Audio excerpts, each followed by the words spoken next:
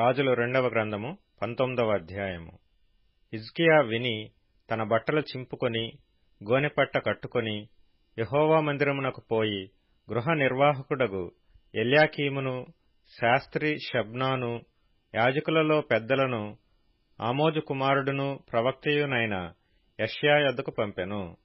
వీరు గోనెపట్ట కట్టుకొని అతని యొద్దకు వచ్చి అతనితో ఇట్లనిరి: హిజ్కియా సెలవిచ్చినదేమనగా, ఈ దినము శ్రమయు శిక్షయు దూషణయు గల దినము. పిల్లలు పుట్టవచ్చిరి గాని కనుటకు శక్తి చాలదు.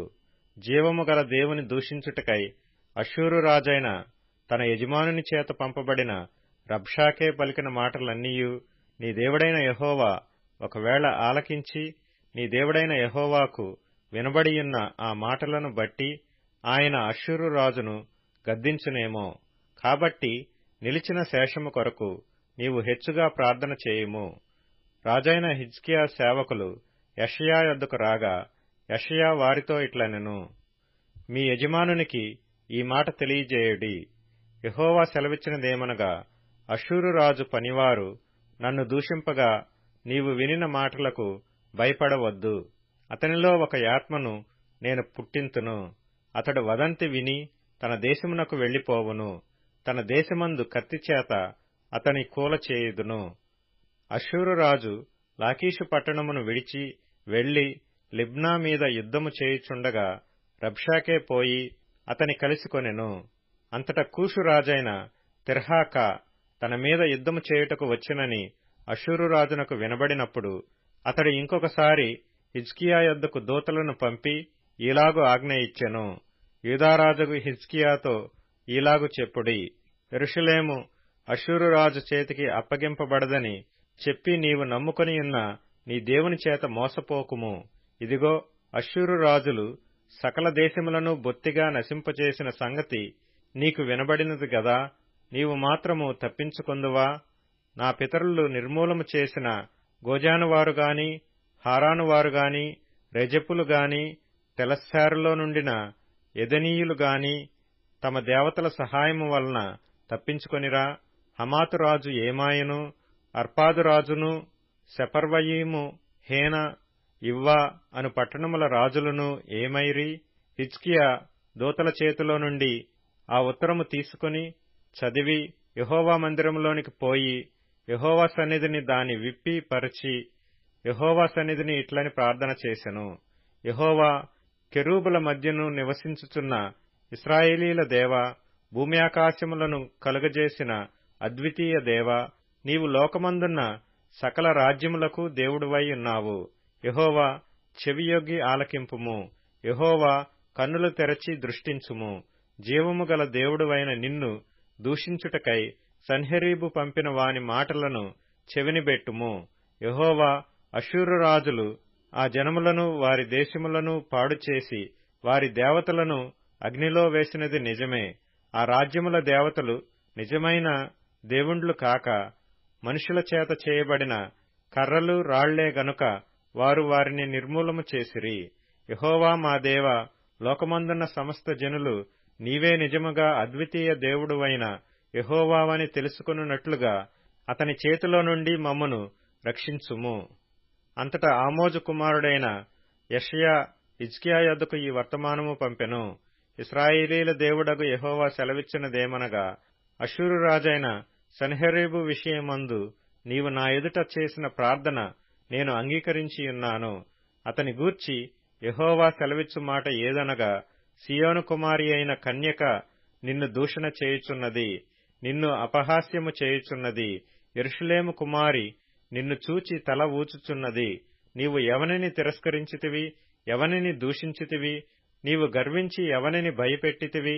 ఇశ్రాయేలీల పరిశుద్ధ దేవునినే గదా. నీ దూతల చేత యెహోవాను తిరస్కరించి పలికించిన మాటలు ఇవే గదా. నా రథముల సముదాయముతో నేను పర్వత శిఖరములకును లెబానోను పార్శ్వములకును ఎక్కియున్నాను. ఎత్తుగల దాని దేవదారు వృక్షములను, శ్రేష్టమైన సరళ వృక్షములను నరికివేసియున్నాను. వాని దూరపు సరిహద్దులలో సత్రములలోనికిని, కర్మెలు ఫలవంతములగు క్షేత్రమైన అడవిలోనికిని ప్రవేశించియున్నాను. నేను త్రవ్వి పరుల నీళ్లు పానము చేసియున్నాను. నా అరకాలి చేత నేను దిట్టమైన స్థలముల నదులనన్నిటినీ ఎండిపోజేసియున్నాను. నేనే పూర్వమందే దీని కలుగజేసితిననియు పురాతన కాలమందే దీని నిర్ణయించితిననియు నీకు వినబడలేదా? ప్రాకారములు గల పట్టణములను నీవు పాడుదిబ్బలుగా చేయుట నా వలననే సంభవించినది. కాబట్టి వాటి కాపురస్తులు బలహీనులై జడిసిరి. విభ్రాంతి నొంది పొలములోని గడ్డివలెను కాడవేయని చేలవలెను అయిరి. నీవు కూర్చుండుటయు బయలు వెళ్ళుటయు లోపలికి వచ్చుటయు నా మీద వేయు రంకెలను నాకు తెలిసేయున్నవి. నా మీద నీవు వేయు రంకెలను నీవు చేసిన కలహమును నా చెవులలో జొచ్చెను. గనుక నా గాలమును నీ ముక్కునకు తగిలించెదను, నా కళ్ళెము నీ నోటిలో పెట్టి నిన్ను మళ్లించెదను. నీవు వచ్చిన మార్గముననే నిన్ను మళ్లించెదను. మరియు యెషయా చెప్పినదేమనగా, హిజ్కియా, నీకిదే సూచనయగును. ఈ సంవత్సరమందు దానంతటా అదే పండు ధాన్యమును, 2వ సంవత్సరమందు దాని నుండి కలుగు ధాన్యమును మీరు భుజింతురు. 3వ సంవత్సరమున మీరు విత్తనము విత్తి చేలు కోయుదురు, ద్రాక్షతోటలు నాటి వాటి ఫలము అనుభవించుదురు. యూదావంశములో తప్పించుకొనిన శేషము ఇంకను క్రిందికి వేరు తన్ని మీదికి ఎదిగి ఫలించును. శేషించువారు యెరూషలేములో నుండి బయలుదేరుదురు. తప్పించుకొనిన వారు సీయోను కొండలో నుండి బయలుదేరుదురు. సైన్యములకధిపతియగు యెహోవా ఆసక్తి దీని నెరవేర్చును. కాబట్టి అష్షూరు రాజును గూర్చి యెహోవా సెలవిచ్చినదేమనగా, అతడు ఈ పట్టణములోనికి రాడు, దానిమీద ఒక బాణమైనా ప్రయోగింపడు, ఒక కేడెమునైనా దానికి కనుపరచడు, దాని ఎదుట ముట్టడి దెబ్బ కట్టడు. ఈ పట్టణము లోపలికి రాక తాను వచ్చిన మార్గముననే అతడు తిరిగి పోవును. ఇదే యెహోవా వాక్కు. నా నిమిత్తమును నా సేవకుడైన దావీదు నిమిత్తమును నేను ఈ పట్టణమును కాపాడి రక్షించుదును. ఆ రాత్రియే యెహోవా దూత బయలుదేరి అష్షూరు వారి దండుపేటలో జొచ్చి 185,000 మందిని హతము చేసెను. ఉదయమున జనులు లేచి చూడగా వారందరూ మృత కళేబరములయ్యుండిరి.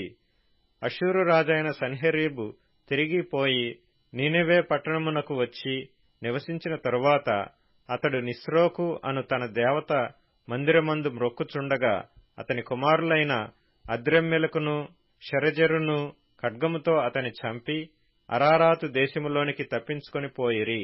అప్పుడు అతని కుమారుడైన ఏసర్హద్దోను అతనికి మారుగా రాజాయెను.